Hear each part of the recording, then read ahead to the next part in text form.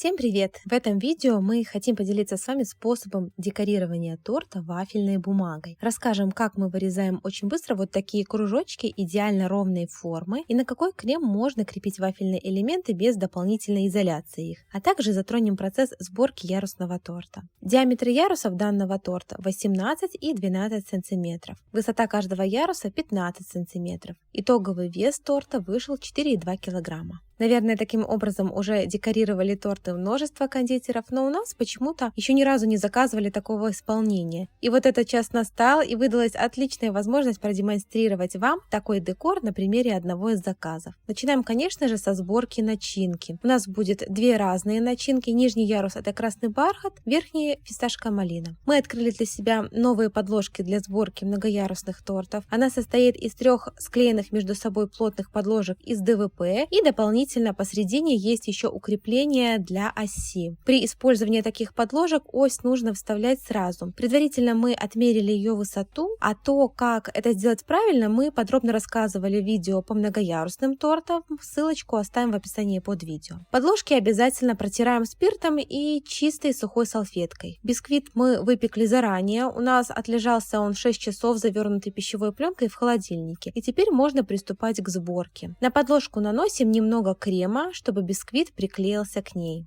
Для того, чтобы понять точно, где будет середина первого бисквита, можно использовать подложку с отверстием такого же размера, как и бисквит, и проделать таким образом в ней дырочку. Если самый первый ярус установить ровно по центру, то все остальные тоже будут складываться в ровную конструкцию. Вставляем ось в отверстие, и тут нужно очень постараться, так как ось входит достаточно плотно, а иногда ее приходится даже забивать внутрь, и достать ее потом уже очень тяжело, что дает надежное крепление торта при его транспортировке. Толщину оси мы используем 1 см. Для того, чтобы весь торт смотрелся гармонично, его нужно делать высоким. То есть каждый ярус должен быть не менее 15 см высотой. Поэтому мы пересчитываем наши стандартные рецептуры и добавляем к ним еще 1 слой бисквита. А собираем торт обычным образом: бисквит, крем, начинка. В этот раз мы решили начинку пустить не цельным слоем, а вот такими полосочками. При разрезе это будет очень красиво смотреться. Как только весь ярус у нас собран, мы его закрываем пищевой пленкой и отправляем в холодильник.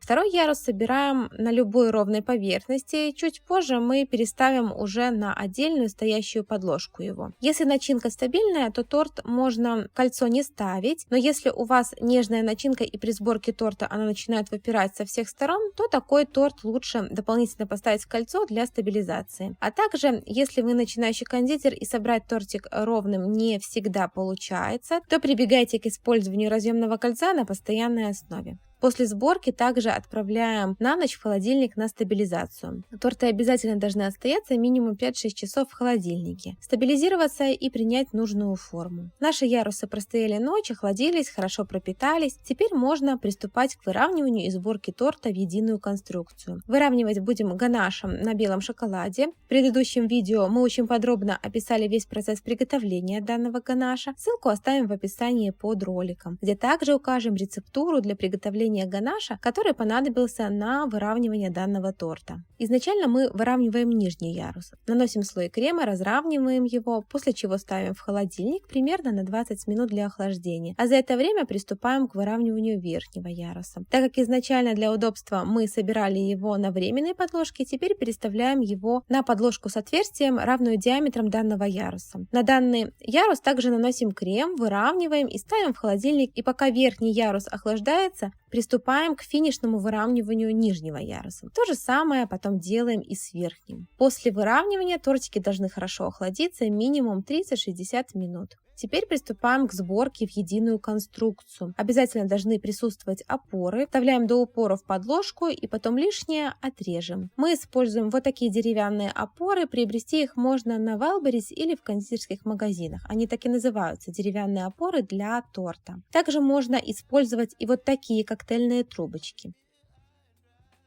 На нижний ярус уходит 5 опор. Отрезать нужно так, чтобы ничего не торчало из-за пределов торта. Если хоть на миллиметр опора будет торчать, лучше ее достать и еще немного подрезать. Теперь немного промазываем кремом и будем ставить следующий ярус. На данном процессе мы забыли включить камеру, но покажем его на другом ярусном тортике с тем же покрытием. Торт, покрытый таким кремом, можно брать руками, но только в том случае, если он сделан из правильного шоколада и соблюдены все нюансы приготовления. Но даже в таком случае, если в помещении очень жарко, на покрытие могут оставаться отпечатки пальцев. Поэтому делать это нужно очень быстро, иначе крем от теплоты рук будет подтаивать. Как только весь торт собран, мы отправляем его в холодильник, а тем временем занимаемся приготовлением декора. Для создания такого декора нам нужно вырезать очень много кружочков из вафельной бумаги одного диаметра. Конечно, это можно вырезать и вручную, но нам на помощь приходит вот такой фигурный дырокол с диаметром около 5 см. Мы приобрели его в магазине для творчества Леонардо, а также они есть и на маркетплейсах. Берем тонкую вафельную бумагу, можно даже сложить ее в несколько слоев, и вот таким образом делаем идеально ровные кружочки. Теперь нужно склеить их между собой. Обратите внимание, что на вафельной бумаге есть две стороны. Одна более гладкая, а вторая шершавая. Мы делаем гладкой стороной кверху. Следите, чтобы все кружочки смотрели в одну сторону. Наносим кисточкой, смоченной в воде, тонкую линию и сразу прикладываем следующий кружок.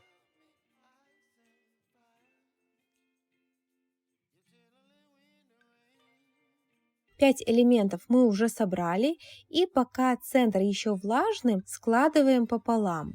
Если вдруг на данном этапе бумага начнет трескаться по центру, значит она недостаточно увлажнена. Попробуйте наносить тогда чуть больше влаги. И наоборот, если вафельная бумага начнет деформироваться, то влаги использовали достаточно много. Вот такая получается деталь. Так проделываем со всеми остальными элементами. И как только готовы все детали, можем их приклеивать на торт. Если вы будете использовать декор из вафельной бумаги на обычном креме, при соприкосновении с ним он начнет таять и деформироваться. Данного ганаша такой декор не боится, но для дополнительного сцепления с тортом мы все же используем растопленную шоколадную глазурь или шоколад. Промазываем центральную часть элемента шоколадной глазури и прикладываем сразу же к тортику. Вот таким образом выстраиваем всю композицию.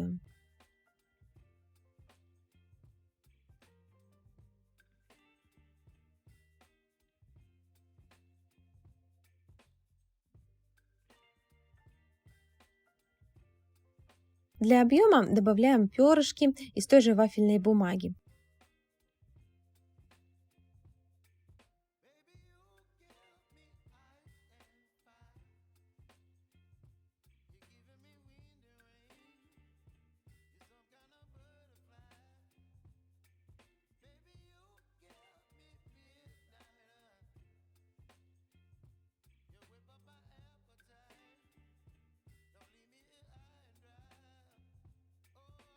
Чтобы скрыть пустоты, крепим единичные элементы.